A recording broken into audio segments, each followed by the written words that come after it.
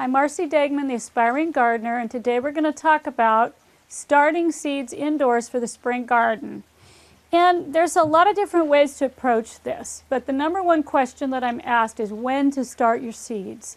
In most areas we start in February, and the way to figure that out is to determine on the back of your seed packet how many days your vegetables are going to take from the time that you sow them until maturity, and you have to match that up with your gardening season. So some vegetables are much better off put it into the ground in the spring and can make it all the way to maturity before you have to worry about it. So the ones that you want to start indoors are the ones that have a really long time from seed to the table. So a lot of those tomatoes, peppers, hot season types of things that need to have a lot of time outside, either you want to start them in early in February or you want to buy those plants in the spring as big as you possibly can, because in a lot of the parts of the country they need all the hot weather they can get to mature in the fall. So what you have to do is a little bit of trial and error, but for those seeds that you do want to start indoors, it's usually February or March. And what you want to do is you want to pick things that are known to do well.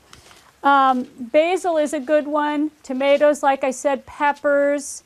Perennial herbs are a good one to start indoors because they take sometimes a year to really become a nice plant. So you can start perennial herbs. Annual herbs are started later. If you want to have basil in the house in the winter, you can go ahead and start that. But that one is a fast germinator, so I would wait a while on basil. But things that have a long season, you want to start them in February. Now, another couple of points I wanted to make is that I have a lot of seeds that I have used partly this year and I've saved over for the next year. You can use your seeds for 2 years.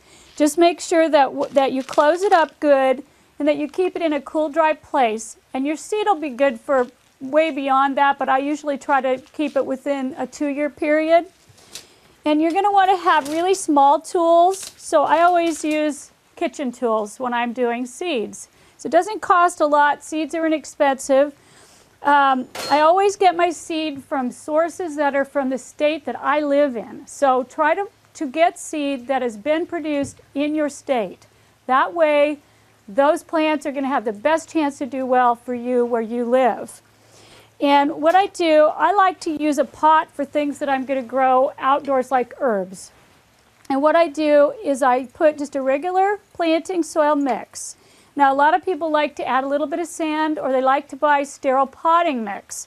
And that is because seedlings are very vulnerable and can die from all kinds of diseases. I've never had a real problem with it, but if you're worried about that, buy seed starting soil. I like to use terracotta because it has a breathability that other types of pots don't have. It always drains well. It does tend to dry out a little faster, so you do want to keep an eye on that. Whenever you're starting seeds, you want to keep it moist at all times. And what a lot of people like to do is keep a spray bottle right nearby and spray the top of the soil while they're real small. Keep that top layer moist. Then once they start to grow roots, then you go and you can water more thoroughly.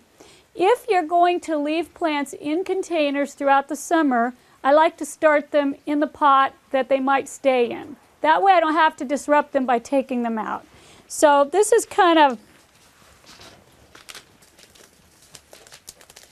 a pretty good example. Would be dill, which doesn't have to be planted in a container at all, but I like to plant some of these and use them throughout the year. I just kind of want to show you how small they are.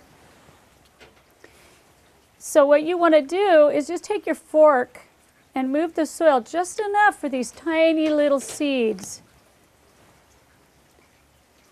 to be covered up. You don't want to cover them by a whole lot. For things that are a little bit larger, like this radish seed, for this is a little bit bigger, you want to plant them a little bit deeper.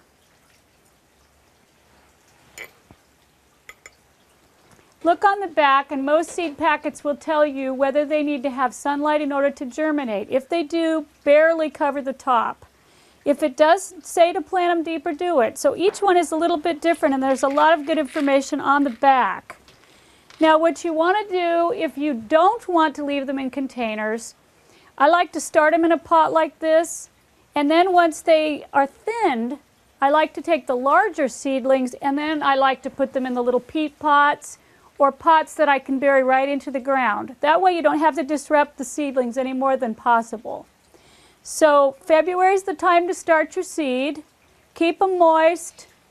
Don't fertilize until you have an actual plant because they'll grow too fast and become spindly.